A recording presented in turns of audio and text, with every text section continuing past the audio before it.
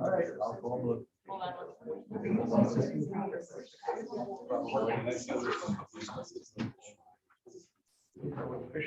One minute. Actually, Then then I gotta go mute. And then I gotta go back to Zoom, I think. I don't know where my Zoom went. Okay, I don't know. Okay, we are. Okay, we're good. We're live. So. Good morning, everyone. Day 16, sorry. Time to start the July meeting of Kewanee County Water Conservation Committee. First, we have the roll call. Everybody from the committee is here. Thank you all very much. As well as NRCS. We also have County Board Chair, and Olson is here. Tim Cole, also County Board Supervisor, is here. Motion to approve the agenda as sent. So moved. Motion by Tim, second by Nick. Okay. Any questions on the agenda? All in favor signify by saying aye. Aye. Opposed? Motion carried. The minutes were sent out previously. Hope everybody's had a chance to review them. Are there any corrections, additions, deletions, changes to the minutes? Hearing none, a motion to approve the minutes as they were presented sent. I'll make the motion. Motion by Clark. Second. Second by Aaron. Any questions? All in favor signify by saying aye. Aye. Opposed? Motion carried. We have quite a few members or people from the public as well as other distinguished guests which we'll introduce later. Is there the public comment period? We allow each speaker 3 minutes. I will time the person, not to be rude, but we're trying to keep it a little bit closer to the schedule. I don't start the timer until you get into the meat of your discussion. Please, if you would introduce yourself, where you're from, and give us your topic. That's when I'll hit the timer. So is there any members of the public wishing to speak before the committee? Are there any members of the public wishing to speak before the committee? Any members of the public wishing to speak to the committee? Okay. Sue Weiser, Town of West Kewanee. Responding to recent news articles, the claim the good life on a Great Lake appearing on our welcoming billboards needs to be rephrased. The good life for some on a Great Lake. Lots of press lately about Kewanee County water contamination problems, none of it uplifting. A clear and present danger. To be sure, the sad saga of the Arlen Carnot family is downright shameful. I am sure many others are suffering in silence. My questions: how did our Kewanee County Board, Land and Water Department, and the Land and Water Committee, and the Health Department respond and assist these people in finding solutions? Were the violators of the illegal liquid manure spreading fined under our Ordinance 39? We need to get really serious about this type of situation. Proactive, I believe, is the word the committee chairman uses. Maybe that will be coming due to the 2 recent Supreme Court decisions. At last month's meeting, Davina noted she did not have sufficient staffing for certain projects. Request more staffing in the upcoming budget. 2 years ago, there was movement to increase staff, but it fizzled. Our Land and Water Department has to remain strong, vigilant, and vibrant. In light of the current DNR specialist overseeing 20 CAFOs in Brown, Kewanee, and Door County. And 5 of our CAFOs, I believe, are coming up next year for their permit renewal. And that is a Wisconsin Pollution Discharge Elimination System permits.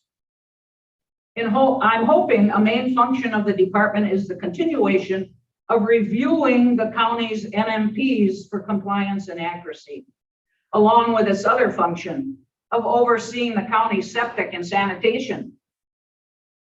I'm again requesting 1, If an informational letter to landowners that rent their land for crop or liquid manure spreading remains shelved, the committee will add a sample written land lease agreement and addendum to the Land and Water website and advertise this to be available for landowner review. Other counties have done this. Why not you? 2, that the questions asked or the information given by people under agenda item public comments will be answered or acknowledged at each of the following month's meeting under agenda item public concerns. Remain, I'm taking Frank's other 3 minutes, he allowed me to. Remain proactive for the health, welfare, and safety of all Kewaunee County residents. Or it may soon be time for an Aaron Brockovich intervention. Thank you. Thank you. Are there any other members of the public wishing to speak before the committee? Go ahead, Larry. Go ahead. My name is Cindy Leitner. I'm the president of the Wisconsin Dairy Alliance, and I'd just like to come and talk to you a little bit and address the quantitative microbial risk study. I don't pronounce things correctly sometimes. I'm going to read this, but I'm also going to turn it in for you for future reference so that you have a copy. In the last several years, agriculture has made tremendous inroads into advanced farm practices and conservation, erosion control and nutrient management through precision technology, scientific research, and a desire for continual improvement. Unfortunately, none of the efforts made by the agricultural community in the past 45 years was recognized in this study.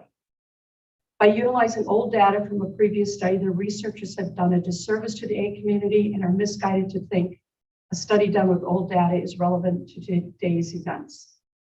The researchers used QMRA, a mathematical probability equation versus I'm going to crucify this, epidemiological study.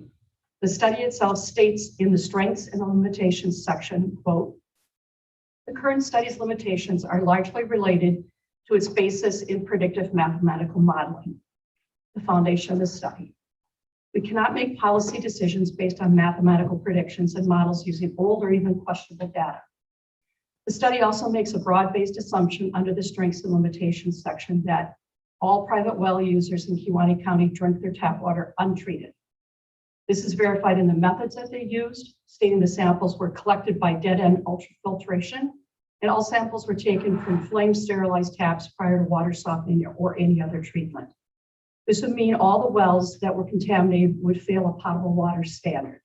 Therefore, the wells are all being treated or they would have been reported. On the strength of their data, the researchers recommended we create policy that reduces the impact of cattle manure as the greatest overall potential for reducing risk, a risk that factually causes approximately 6 acute gastrointestinal cases per year, and a further reduction of only 0.6 of those illnesses caused by cryptosporidium, a far cry from the study's predicted 301 a year. Imagine if we changed or created policy to address something that affects 0.6 people of Kewaunee County every time that occurred. The county would be better served utilizing a study with controls that allows them to make critical decisions from actual data, such as were all the wells in the study potable? If not, was the homeowner informed? Was the county informed? Have the wells been retested? What is the homeowner doing to rectify the situation? Has it been determined how the wells are getting contaminated? The county should not only identify the contaminated wells, but they should also require, also require the wells be brought up to potable standards through the follow-up testing. If a well is contaminated, the county should immediately follow up with the inspection of a septic system. I'm going to give this to you, and there's only about 3 more lines, but it's yours. I'll give it to you after the meeting. Thank you very much. Are there any other members of the public wishing to speak to the committee? Larry Dufek. Pardon me? Larry Dufek from 5420 Gauthier Road in Franklin. I'd just like to say, we appreciate everybody's input here today. Realizing everybody, we're going to be part of the solution. This dialogue is really good. I think Davina and Cindy are working hard. I think with COVID bringing, hand sanitation and some things to light of most people, I think we're gonna see better numbers. They've been working hard on nutrient management plans. It's a work in progress. And I think the data on some of these reports compared to the data that we'll be seeing in 2020, 2021 will greatly be improved.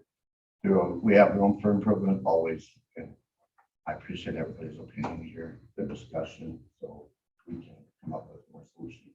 Thank you. Still have 2 minutes. I'm good. Okay, thank you.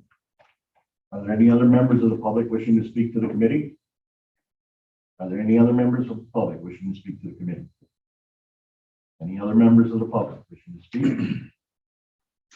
See none, therefore I will adjourn that portion of the committee of the meeting, and we will move on to item number 6, which Carrie is here from Glacial Land RC&D. I try to inform the committee every month about different things that Glacial Land is doing. Carrie is our executive director, and Carrie is really doing great things for Glacial Land. In 2019, we were looking pretty dreary and thinking we may have to shut that down. And Carrie has really done an awful lot of things, beating the bushes out there, getting some grants and doing some projects. A lot of it with invasive species, a lot of it with grazing. We have different things going on around the state. So Carrie is here to talk to us today about with a presentation about invasive species and possible things that Glacial Land could do to help the county.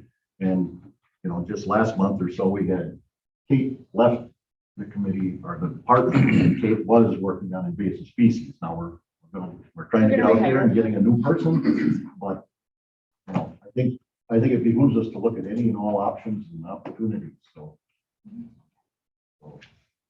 Carrie, with that, you have the floor. All right, well, thank you. I brought Tom Ward, who everyone seems to know, with me as well. He's a partner with Glacier Land and Lakeshore Natural Resources Partnership.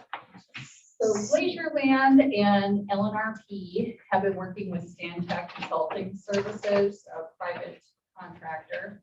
And we have been working on invasive species, aquatic invasive species and terrestrial invasive species in a 4 or more county region, including in Kewaunee. Not directly a whole lot in Kewaunee yet, but we're wanting to help. And so I wanted to let all of you know what the possibilities are and what we're doing elsewhere. So invasive species management has gone to a regional approach. And that regional approach is because, of course, invasives don't adhere to arbitrary county lines. And those regional areas are called cooperative weed management areas. So we look at those areas and do a plan for them.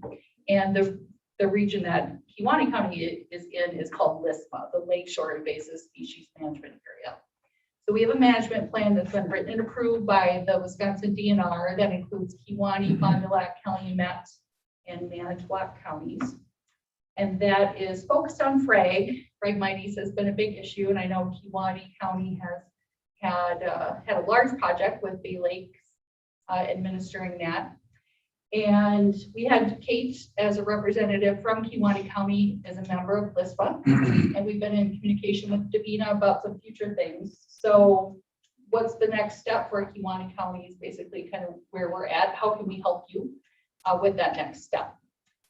So the things that we've done thus far is that we have a Clean Boats, Clean Waters program in Kewaunee County currently. And Tom, of course, managed Clean Boats, Clean Waters inspectors in Kewaunee County as part of a multi-county project for. Carrie, could I interrupt just a second? We should also introduce Tom. Tom Ward is a past county board or a county conservationist from Manitowoc County for many years. When did you leave, Tom? It was 2008, Okay. and I was there for 30 some years. Yeah. He hasn't really left anywhere. I think he's been busy since Right. then. So I got into the invasive species area when I retired.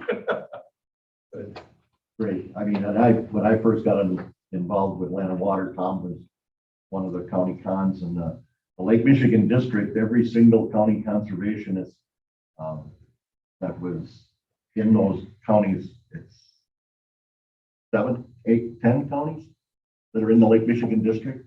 Anyway, every single one of them has retired. And there's all new ones, and I think there's even a second new one in Sheboygan County since I was on the county board for you. Well, it's nice that we have Tom to kind of continue that expertise with this project, and he really, I think he's been working, I don't know if you're half-time, full-time, or Well, yeah, just a lot. a lot. So he's been working with us on all of the regional Pride projects and with them as well. So I lost my train of thought there, but. I'm sorry, Oh, Terry. that's okay. No, both Clean Waters is where it's at. So Tom had done projects for Glacier Land with both Clean Waters, had inspectors in Kewaunee County and others. And then last year was the first year that Glacier Land did that again after a little bit of a gap. So we had a boat inspector at Shays Lake and East Alaska Lake, did over 200 hours of inspections there, talked to over 400 people, all of which talked to the inspector, which is unusual. So you have really nice boaters in Kewaunee County. Thought that was kind of cool. I've not seen that before in a county. So that's neat. And actually that was supported by the Tri-Lakes Association, and they liked the boat inspector so much, the members, that they gave her a scholarship, which was pretty darn cool. And she wasn't a resident of Kewaunee County, but because she had done the work there and had an impact on the Lake Association, that they awarded her a scholarship. So this year we have inspectors. We moved to an intern program where we have 5 interns that are doing invasive species control. So they're spraying herbicide, and they're doing other work in a variety of counties. And they're also doing the boat inspection. So you'll see, one of those 5 people there on the weekends. And that is through a grant, a small grant from the Wisconsin DNR with support from the Lakes Association. So they donated $1,000 for that. And with grants, you always need that match. So they came through and donated that as well. That only pays for the boat inspectors. It doesn't pay for our time to hire and supervise them. So Glacier Land has donated that last year and this year. And the other thing that we've talked with Kate and now Davina about is applying for the county grants. So the Wisconsin DNR used to do aquatic invasive species education outreach where there was a competitive grant process. And 2 years ago, they changed that process where they did an allocation for each county. And it's not a lot. Kewaunee County's allocation each year is about $11,000. So that money is set aside for Kewaunee County with the DNR, Surface Water Program, and available to you. And you, as a county, have the option to get that money directly, or you can do a cooperative agreement with an entity like Glacier Land that does education outreach for AIS. So we've talked with Davina about that. We have a coordinator that works in multiple counties through the LISPA area and is also providing those services in Manitowoc. So with $11,000 a year, you can kind of leverage that. We have materials and we can have a greater impact, do more if we do it in multiple counties. More efficient that way. So we're hoping to go ahead with that. That pre-application is due September 2nd. So there's a cooperative agreement where we lay out a list of tasks that would be accomplished. And also the county would have to kick in some matching funds that can be done either through cash or in-kind services, which is county staff time or county board member time, equipment, supplies, travel costs that are already incurred that are related to aquatic invasive species education and outreach. So for example, if you did hire a coordinator, then that coordinator's time could count toward that match. If you want to give us the matching funds, of course, we would use that wisely as well. Most counties don't do that. Yeah, yeah, and that's really, we're adding to your staff by doing that. That's really the best route for you and for us, so that we can leverage our coordinators' efforts, have a bigger impact. So then the third leg of that is the control leg. And we've been working on this regional approach for control, and Tom has been doing it for 5-6 years in Manitowoc. And it's a big, Phragmites is a big issue. It's hard, and it takes a long time to have really effective control of it. And Friends of Crescent Beach are part of our LISTMA group, and they spoke up at the last meeting and said they're still fragging Kewaunee County even after this project is over. And of course, if there's still frag here next year, there's more frag the year after. And it might be an opportune time for you to consider applying for a surface water control grant, where we would do what we've been doing on the ground. And that is, we've created an invasive species web map, and the online address for that is on that brochure. So you can check it out. It's pretty unique in that it has a ton of data. So what we've done is gone out and mapped frag we've done it Manitowoc, Sheboygan, Ozaki, Calumet, and Fond du Lac. And we do have the data from Bay Lakes and the earlier projects. So we think that we can make that data fit our web map. And so that we could use that map and then go out and make a plan. So we'd have interns, because the populations aren't large, they've already been treated. We're hoping they're not large. We would have the interns go out and do control, and that would all be overseen by Stantec. We've used them in all the other counties. And Tom, if you could speak to kind of the process of how you've done that over the past 5 years and the long term. Yeah, we're in our last year now of treatment. Fortunately, we've had 5-6 years to do it, but it takes at least 2, and it really should be 3 years to treat, because the first year you get about 98% of the Phragmites, and the second year you get these little sprouts. You can actually skip the second year. The third year you'll get more, and then that's when you need to really hit it, and that's by hand. That's what the students are for. We don't need to bring in expensive equipment, for follow-up treatments. So the part that we first, as you start, and maybe you have an awareness, let me back up one more. The need. I have a lot of property owners that I've worked with. My job is, we do the first wave. We get about 60% of the people by just sending them a postcard and saying, okay, you got Phragmites on your property. Would you please sign up? And then the second wave, they haven't signed up yet. And that's even more important if you're in a 3-year window versus a longer window like we had. And then you have to have that follow-up. That can be a phone call, or in my case, a lot of times I went out in the field. Hardly ever did I have anybody, after I talked to them, not give us a permission slip. The other part was change of property owners. It's quite a change of property owners that you're not aware of. So that's another issue to deal with. But basically, once it gets going, they self-educate between watching the neighbors and so on. It really works good that way. But you've always got those holdouts, and that's where that one-on-one contact comes. And that's probably a second-year function. But we're faced now with, we probably have 90% of our sites in Manitowoc County treated, and I think controlled now for quite some time. We have a lot of property owners that on the northern edge have land in both counties, and it was confusing to them why that we couldn't go and spray across the road. I mean, literally across the road. So that's one of the arguments about coming back in and getting the treatments. Now, I mapped Kewaunee County, the original time for Phragmites when we did the BOLTS program, and you had less sites than Manitowoc County. You were reaching that level, and that's why I pushed for this program 10 years ago, was because the longer we wait, the worse it gets. And I always use Door County and Brown County as the example. Once it gets as bad as Brown County, you really don't stand much chance of getting control. You can get spot control, but you're not going to get the kind of control that your county and our county have. And now we've gone into Sheboygan County that has even less sites. So that's the stage you really want to get at, or you have a major project now. So you got that landowner contact period, and I know there are new sites that have popped up. We're seeing that too, how they're popping up. I think primarily by dragging materials around.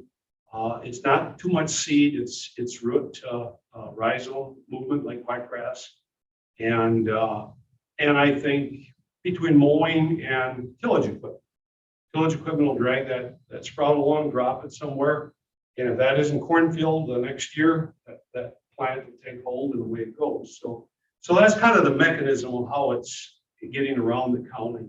And so I think, again, that need is there. You probably, by having had a project now, have knocked some back, but this would be the time now to keep up to it. That would be their control effort. So I think that's about the primary part. Again, you look at it 3 year. Now, the other thing that we've done, and think this way too, long term, we have asked the towns to create a fund and start funding, because we've done this for so long that it's time now to have a follow-up program. I kind of try to get the individual to know how to do follow-up treatment 3-4 years from now, but there's a lot of people just don't have that capacity or capability. So we're looking at creating a fund that we can rely on in future years that we can tap. And we're going to look for donations. We have over 2,500 landowners we treated.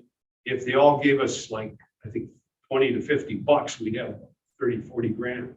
So think long-term, because that's what, invasive species management is. But in terms of a need, you saw this stuff. I see it, coming into town. It blocks your corridors. What people really haven't caught on to is this is a real fire hazard. This stuff stands, and someday one of those is going to pop in the marsh over here on Green Bay where those gas tanks are sitting, and you got power lines overhead, and it's really hard to control. So there's a lot of reasons to control it as an invasive compared to some of the other invasives. Well, that was That's the primarily project that Brown County did a few years ago in the Swamico area over on the west shore of the bay. I remember when because the following, after it was dead, they wanted to burn it. Yeah. And they did light it up. And you could see the flames very, very high from the east shore, from 57, driving up 57. I remember watching the fire. You could see the fire all the way across the bay. It is an extreme fire hazard. So that's the quick and dirty, and that's what we want to share with you today. Just make you aware of what we can do, what expertise we can bring you. That would include the grant writing and the administration of that grant for you, both grants. So if you're interested in following up, we're certainly going to follow up on the county grants. And if you're interested on a control grant, that pre-application is due to the DNR September 2nd. So to make that happen, we would start pulling together all the information we have and laying out a work plan with our contractor, Stantec, who manages the GIS data behind that web map, and start estimating the effort that would be needed based on what we've got mapped that's left over after the V Lakes project. Are there questions? Do you have any other questions? It sounds like you guys do a lot of work out there, and you do get some grants and some funding, but do you have other sources of funding coming in? Because it sounds like you're doing quite a bit more than what you get from grants. Well, all of our invasive species work has been funded by grants, and then in-kind match that typically comes from counties, towns. Glacier has donated some of our time. Our contractor has donated some time. So the other follow-up funding that we would look to long-term, like in Manitowoc County, grant funding is to get a project started and deal with a unique task, but the government, neither the state nor the federal, is going to continue to fund that long-term. They've made their efforts and it's been controlled. So that maintenance funding is minimal, and that we're looking to come from private or municipal donations. And that's the local investment that needs to happen. So we're just starting that fund right now. So we're in the final year of that funding, and then expecting industry, municipalities, and private citizens to continue maintenance funding. So the reason we can do that is because we had the experts come in, Stantec and Tom, and all of those. That program is built, the infrastructure is there, and then we have interns who are college students that are, that's a much less expense than having Stantec Consulting Services staff go out there and spray a few things that are popping up. So, and they're young people, they're getting an opportunity to develop themselves too. So double benefit. I have one other question, and I think, Tom, I think you could maybe relate to this, and that this is going to be something that I think we're going to see here, especially along the lake shore, with our extremely high percentage of ash in our woodlands, okay? And it's really starting this year to rear its ugly head now in Kewaunee County, but Door County's been inundated with it, and it came up from along the lake shore. We have places where now we have such a high percentage of ash, those trees are dying, and the Phragmites is working its way into the woods. That's a problem. I personally have seen runners that come out of the plants that are as much as 30 feet long, and there's a new plant every 10 to 12 inches. I took pictures of it. I pulled one off my pond one time. It was just, it's unreal what that plant will do, how invasive it is. And as the trees die and the sun gets to the ground, the Phragmites is going to spread, and then that becomes even a higher fire danger with a lot of dead wood.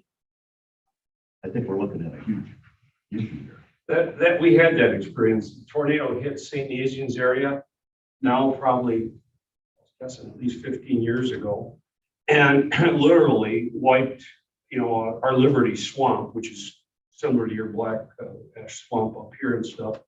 Literally wiped the trees out. Hail just literally beat the bark right off the trees, just peeled the trees bare.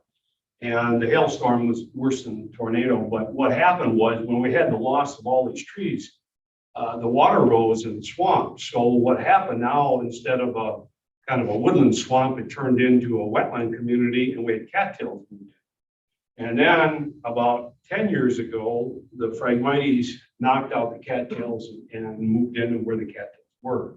So now we destroyed a woodlot, basically, and just as you described, and as that ash disappears, it's going to be the same effect. You're going to have a rising water level because you don't have the trees to suck the water up. And then you've got that environment that Phragmites really likes, no competition, as it moves in. So you're totally, and that's what we told to a lot of landowners. And then once it gets in these little patches like we have now in this Liberty Swamp, last year we had water, up to our waist practically, and they had to go in with their equipment and hit these patches the size of this room as it popped up throughout the whole swamp, and then multiple landowners to deal with. So you don't want that to happen. That's why hitting this stuff out there on that perimeter in those road ditches and the easy spots, that's the first thing you want. You don't want it to get into that woodlot. So that's a good point. Okay, are there any other questions? I don't know if this is for you, but were we mapping wild parsnip and there was a control program? Was that through this same program? No, that was through a grant with Bay Lake Regional Plan. Okay, is that going to be going on again this year? Or is that done and over? As soon as we hire a new person, yeah. That was Kate's And project. on the Emerald Ash Borer, I was coming up 43 from Milwaukee here 2 weeks ago, and I was just shocked at what I seen in Ozaki and Sheboygan counties. Is there anything being done in Kewaunee County before we get to that point? Not through our office, no. There's no stopping that. There's no stopping that. There's nothing you can do.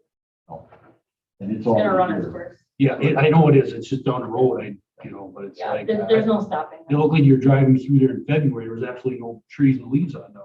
Or Yep. very few. They look like they might have been hit with gypsy moth. Yeah. It defoliates them down to there was only Yeah. a few leaves here and there. Next year, there won't be any. Yeah, there's no They're stopping. dead. You just don't know it yet. Yep. Those ones off the leaves. It infests the tree 3 to 5 years before you even see any sign of it. So, Yeah. and once it's in the tree, you can't stop it. So it's a real bad situation.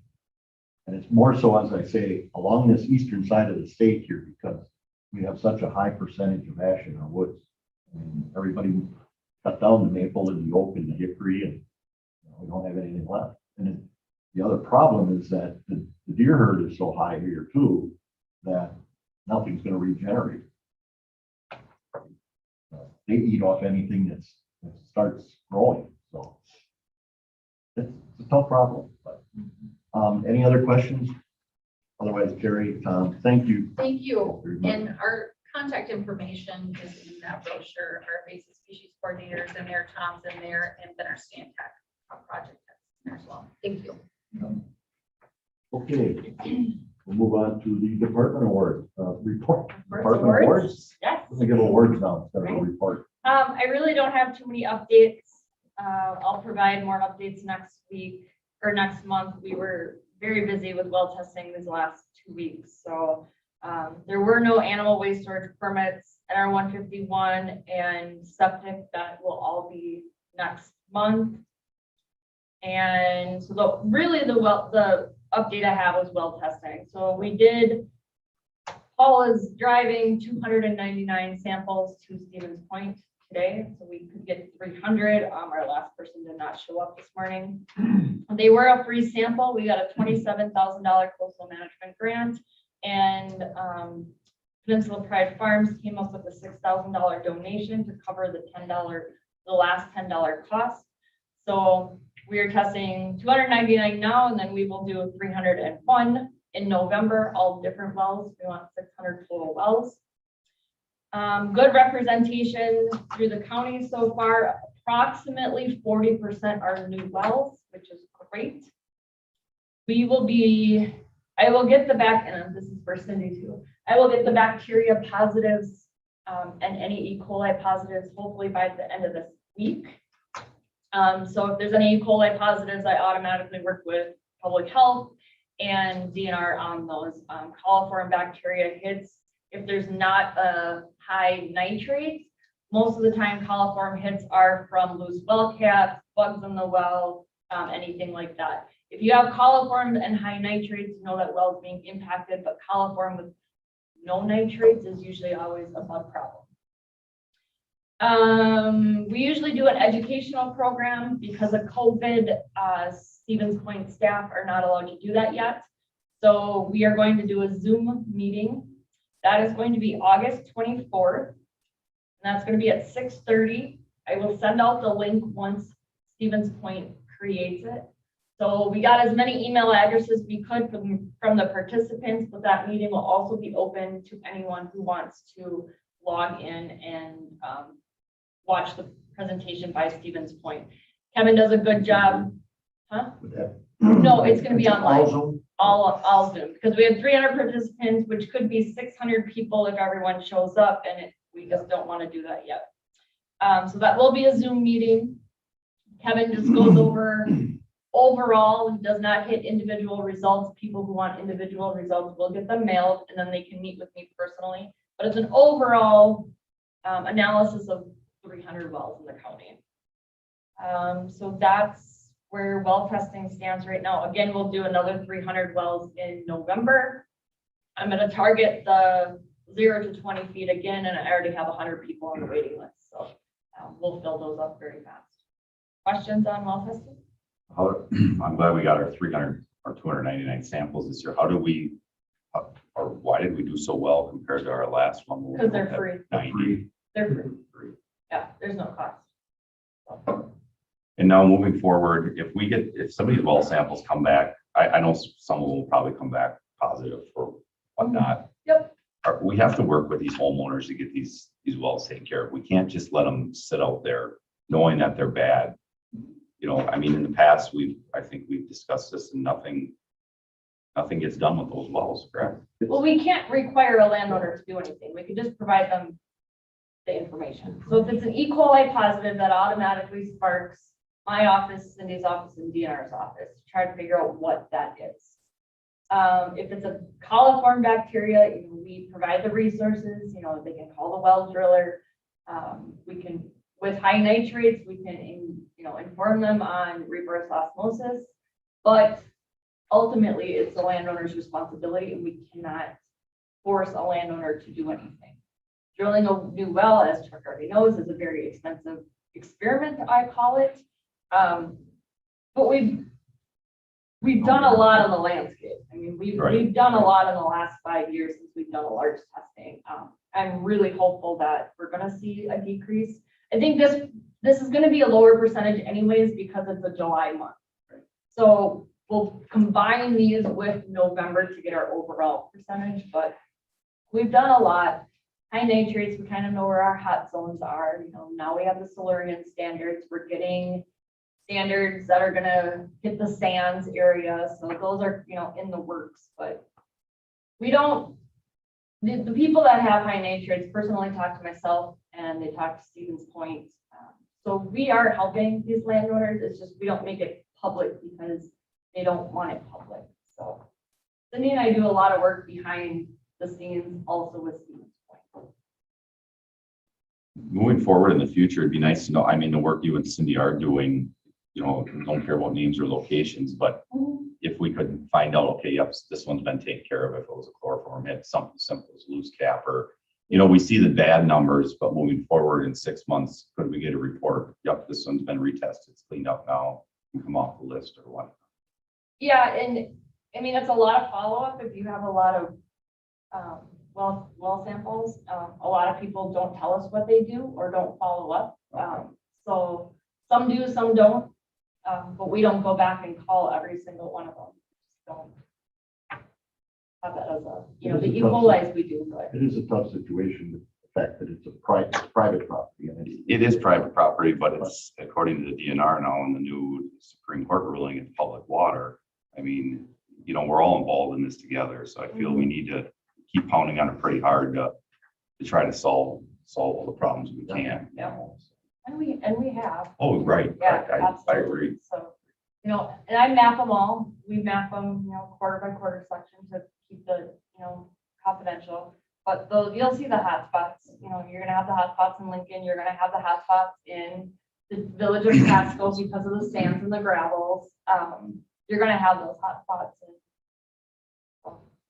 And Aaron, to answer your question about maybe some of the numbers, I know in our little Casco area, Davina had asked Tim, do you think you could get 50 people in that area to do that? Your people you represent.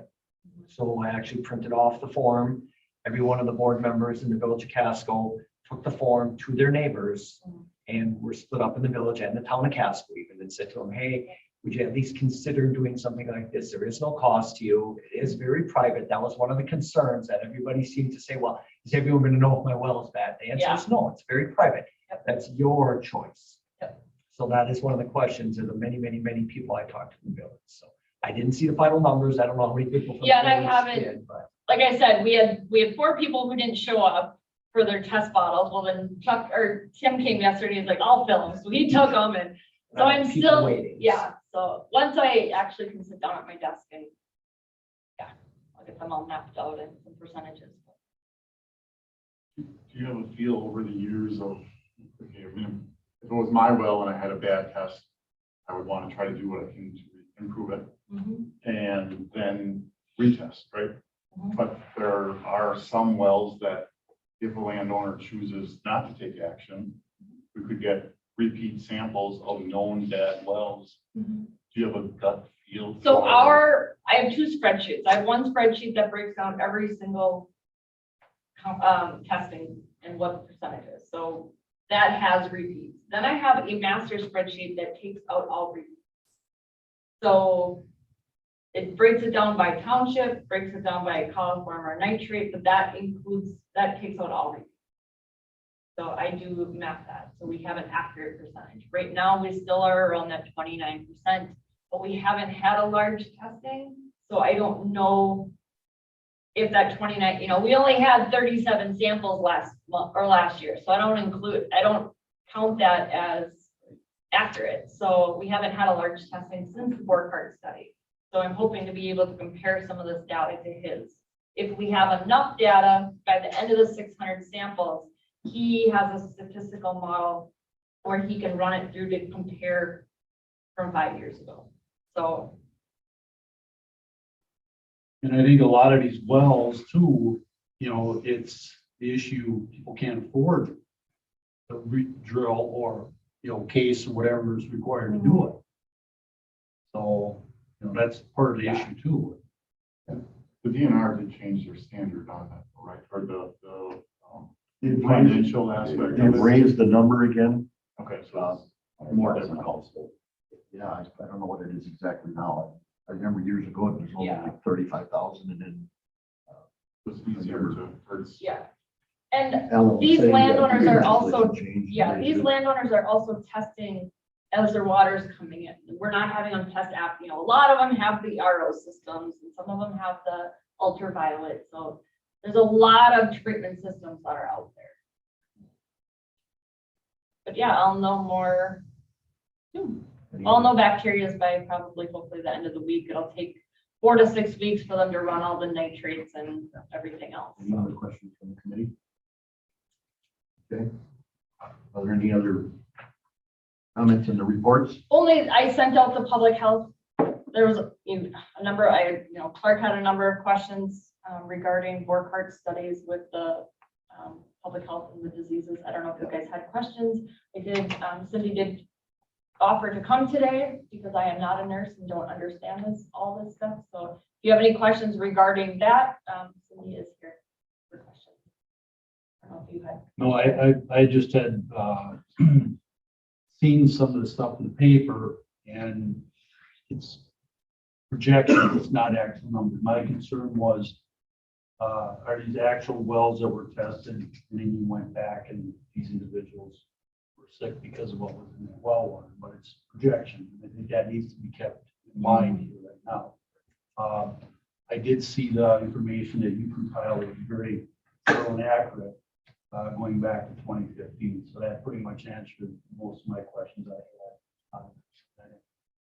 Yeah, and it's important to know that with Borchardt's projections and what's being seen in the county, it's not all from drinking the well water. It's from, as Cindy pointed out, a whole onslaught of different places where they can be getting these illnesses. So it's not just from drinking water. So yeah, so I'm glad that cleared up questions. Could Cindy give us a 2-minute spiel, I guess, on if someone goes into the hospital for a GI, how entailed the tracking process is, whether it's food, well, or any other? So every clinic, hospital, and laboratory in the state of Wisconsin, by statute, has to report a category 1, 2, or 3 disease to their local health department. A category 2 disease is where all of the acute gastrointestinal illnesses that you guys have been discussing fall.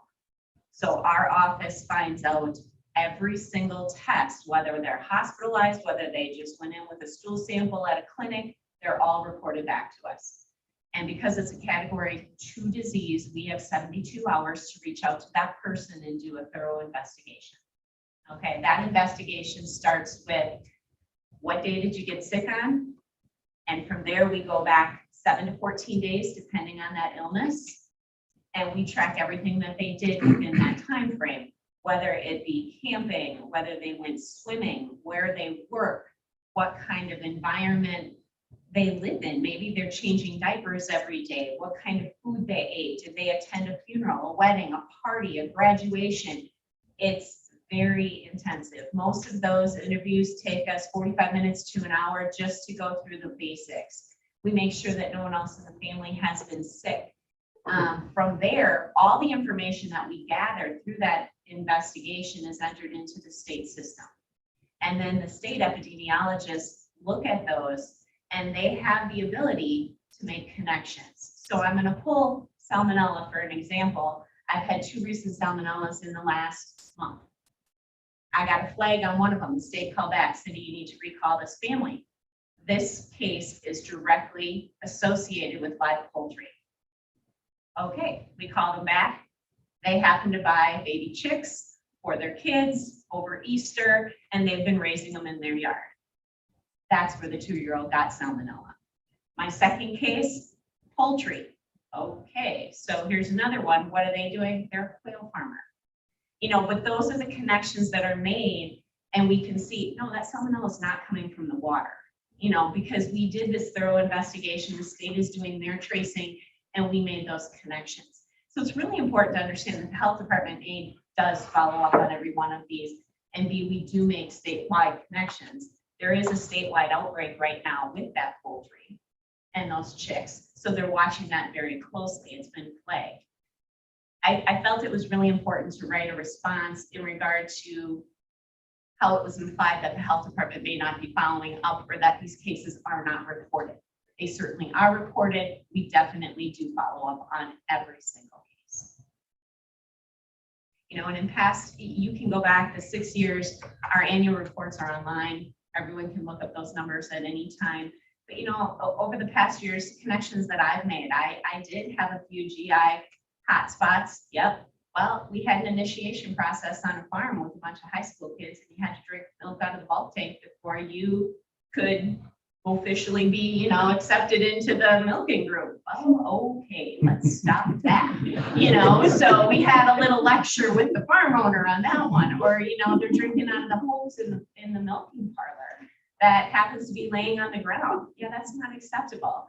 And a lot of these kids don't understand that if they're in a stanchion barn and they're going stanchion to stanchion, they should remove their gloves and go wash their hands before they're drinking out of the, you know, water bottle that's on the milking cart that they're pushing with them or whatever. There's different hand hygiene practices and things that we sit and teach every single day. And that's where the majority of our illnesses come from. Thank you very much, Cindy. You bet. Anybody else have any other questions? I just have Yeah. one thing. So that article that was in the paper, our land and water and our health department, I believe, really got hurt in that. They were, Can I stop for a Yep. second, Kim? Chuck, I don't know if you can hear it, but there's a time for public comment. And there's, no, I'm not talking about Kim, I'm talking about the murmuring in the audience. Oh, yeah, if there's anybody, please, in the audience, no comments or whatever. I don't hear it all the time. I've got hearing aids in both ears. But sometimes, other than the public comment, otherwise we need people in the public to be silent. If you want to say something to someone, please go out in the other room and you can do that. Thank you. so I was just gonna say, you know, Kewaunee County, we want to see young people come. We want to look at our county as it's a nice county to live in. Being on the county board, I think we have an awesome health department. We have a land and water. And in that article, our land and water and our health department got beat up pretty bad. And being on the health department, I think this year, all the stuff we went through, Cindy worked really hard. Land and water, you have always been out there trying to do your best. And in that article, they got pulled apart quite a bit and looked pretty bad. They were both there out on the scene. And if I'm not mistaken, you were both told and you offered help and said they did not want it. And that was not put in that article. So in the public, everyone thinks they're not doing anything. They offered help and they were denied. So for a county, we should be proud of what they do, but that did not get in the paper. And it's really sad. But I just wanted to say that. Thank you. Okay, if there's nothing else in the department reports, we'll move on to the cooperating agency reports. USDA. All Good to see right. you here a couple months. We still don't have a DC announced for Kewaunee County, but I do think that will be coming out very soon. We had our second round of equips applications that we looked at that was due June 18th. We got 10 new apps funded. They're mostly for CAP plans, so conservation activity plans. We're having our local work group meeting tomorrow, actually. It'll be held virtual again like it was last year. So if you want to attend the local work group meeting, that's tomorrow from 10 to noon. And you can find the information on our Wisconsin NRCS website to join with a link. And if you want to do audio, there's a telephone number you can get in for that too. So, and then lastly is that the FSA is nearing the end of their general CRP sign up. That ends July 23rd. So if anyone's interested in signing up for CRP, they should get into the FSA office. How is that going? I mean, you're getting people to sign up? I think they're getting some. Yep. Okay. Yep. They're working with quite a few folks. I don't know numbers. I don't think Zach will quite know those till the end, till the last day. Anyone have any questions? Okay. UW Extension, Erica's not here. I'm sure if she was, she would say the fair was fantastic. The numbers of animals were down this year a little bit, but I still think we had a phenomenal fair. Attendance was just for everything. That might be because we're coming out of COVID and people just gotta get out and you know, go places and do things. We had phenomenal weather, really, for the last 3 days, 3.5 days, actually. A little chilly for the judging and the animals on Thursday, but it was get better. And Brian's not here, legislator's not here. Any other organizations? Well, we already heard from Glacier Land, which I usually talk about. Other matters? I haven't heard anything from DNR or the TMDL, so I have no new updates on that. Okay, the next item, 9C here, we're gonna discuss the issue that we were talking about in the past here, and that's been sending out a letter informing landowners in the county of their liability and posting sample lease letter agreements on the county website. My thoughts on this, I think I understand everybody's feelings on the committee here, and I'm wondering if we could discuss maybe a possible compromise, which would be that we could put a link on our website that would link someone to the Door County letter or any other county's letters that they may have. And if, you know, to inform people about that and have some discussion about it, but it's up to the committee. So I guess my concern with that is, you know, we talked about this last month. We put this letter on our website. Who's going to answer the questions when the landowner or the farmer or somebody calls the county and picks apart that letter?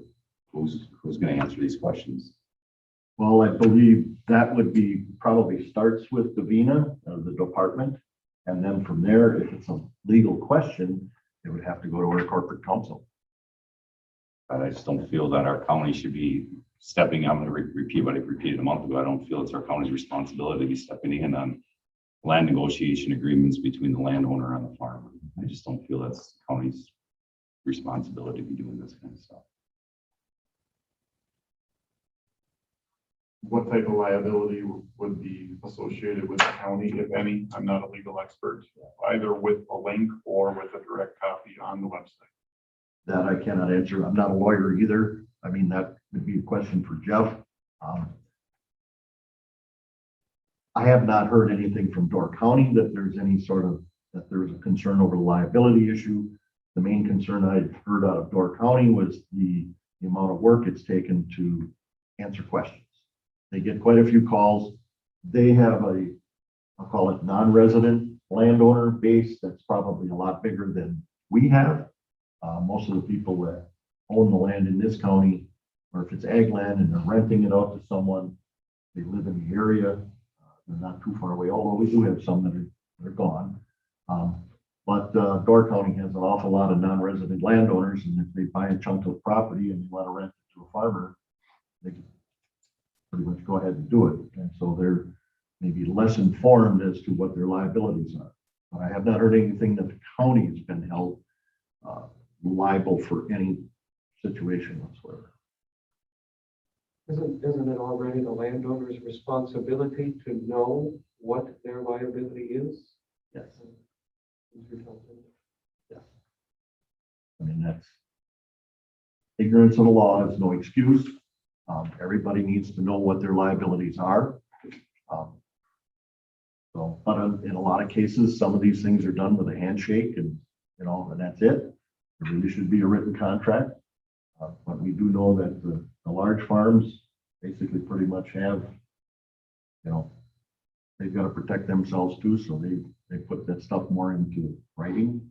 And written contracts are not required by law, just Right. so you do know. Well, There's that's no another. regulation that requires that by law. So it's up to the committee what you would like to do. I guess I would not have a problem with putting a link on the website, Door Counties. I don't think it's the county's responsibility to be sending a letter out, like was brought up back in 2015. But I don't think, I don't have a problem with having that link as a source of information for the general public on the website. I would agree with Clark. I'm not in favor anymore of sending a letter out. I don't think that's necessary. People, when we started this discussion, I thought it was important to have it out there for people to find that information, like they were looking for a lease, a template or something like that to help them out. If they didn't have one, then not be with CAFO, could be with someone they rent land from that's much, much smaller.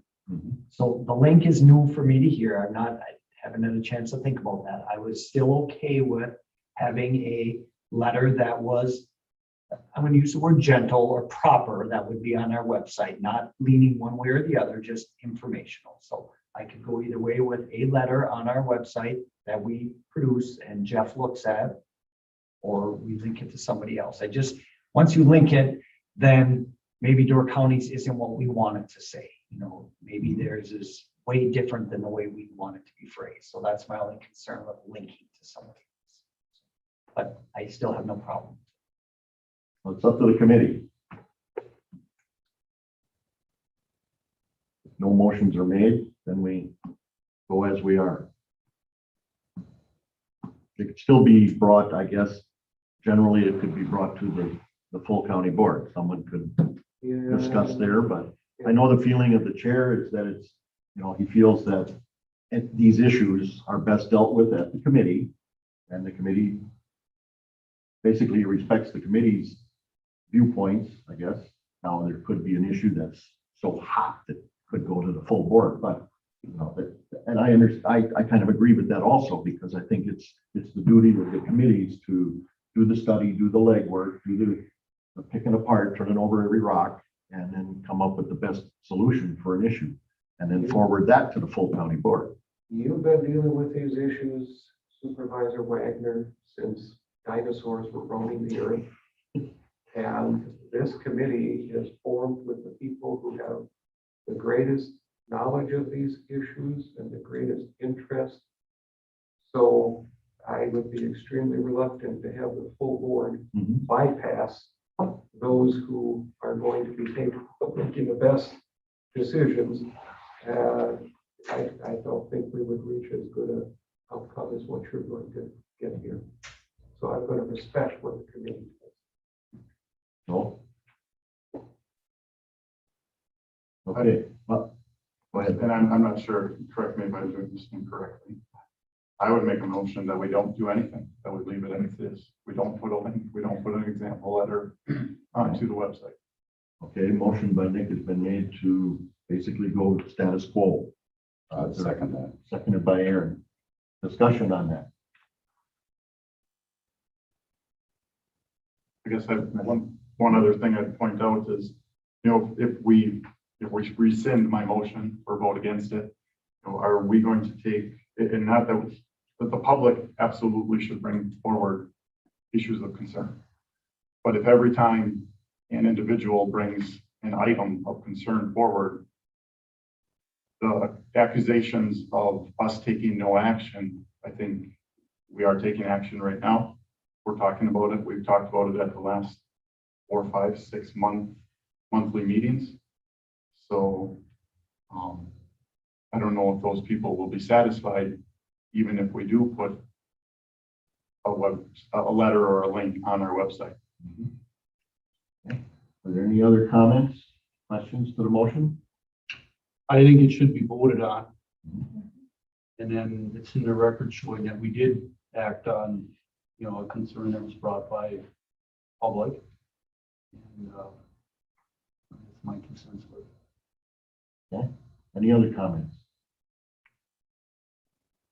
Okay, all in favor then of the motion? We do roll call, please. Sure. If you do roll call, all in favor of the motion signify by saying aye. Nick? Aye. Aye. Aaron? Nay. Nay? Nay. Nay. Well, you guys put me in a tough spot. Oh, that's why I get the big bucks, right? I'm gonna vote nay. It's been my contention, and I'll explain my reasoning. It's been my contention that I feel that the county should, I guess it goes back to government is too big the way it is. And I think these contracts or these these decisions are best made between the two parties concerned. And I think it's private property. And I guess my feeling is that's where it should stay. So, the decisions should be, private. And so, You just voted, So, yeah, you just your- voted your vote- against it. Shut up. no, I just voted against the, Resolution. no, against the resolution to not do anything. That's Right. Right. Oh, I'm sorry. So So you, you're. No, Yes. Can you clarify? I should vote yes. Yes, okay, I should vote yes. that I because can follow. You're throwing me off. I'm really confused there. And I I'm don't getting want old. to be- I'm getting old and No, that's not the no, reason why. I don't want to be, I don't want to be hard on you because as you know, when I'm up in front and running the meetings, you get confused. And you've caught me Yes. doing that same thing, so Yes. Yes. I'm glad to return the favor. Yes. So my vote is yes. So I'm voting that we should do nothing at this time. And here again, I want to re-explain, I think we should let that decision be between the landowners. The landowner and the property owner and the guy that wants to rent it. So that's my decision. But I may be wrong. People can criticize me, whatever. All right. Okay, so committee meetings, I have August 10th, sticking with the second Tuesday of every month, August 10th and September 14th at 8:15. Not believe we're already talking about August and September. Those work? Okay. We are down to chairman's comments. For those that do not know, this is my last county board land and water conservation committee meeting. I'm leaving the county board effective basically next Tuesday night after the county board meeting. It has nothing to do with anything that's transpired involving the county board. Okay. I've enjoyed the challenge. It's been 22 years this month. 22 years ago in August, 99 is when I first got on the board. And it's been a good run. There's been a lot of ups and downs. We always have that. Things you agree with, things you don't agree with. But I've always loved the land and water area department and stuff. I'm gonna miss that. But it has to do with my family. So I've been, a couple months ago, I was dropped on by my sister. She resigned for her position of power of attorney for my father, our father. And I'm also power of attorney for my mother. So I got 89 and 91, and Pa's not doing too good. And so it's taking way more time personally.